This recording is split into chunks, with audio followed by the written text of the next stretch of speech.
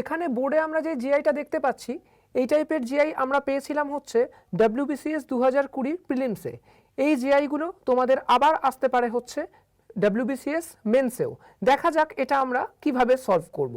দেখতেই পাচ্ছি একটা শব্দ ছকের মতো এখানে আমাকে একটা ছক দেওয়া আছে।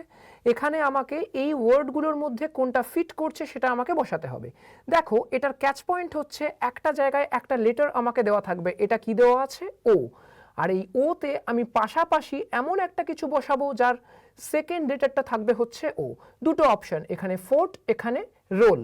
চলো আমরা এখানে যদি রোলকে পিক করি, রোলকে পিক করলাম, তারপর দেখতে পাবো হচ্ছে এই লম্বালম্বি ফার্স্ট কলামটাতে এমন একটা ওয়ার্ড এদের মধ্যে থেকেই পিক করব যার থার্ড লেটারটা হবে হচ্ছে আর, যেটা দেখতে পাচ্ছি হচ্ছে ফোর্ট।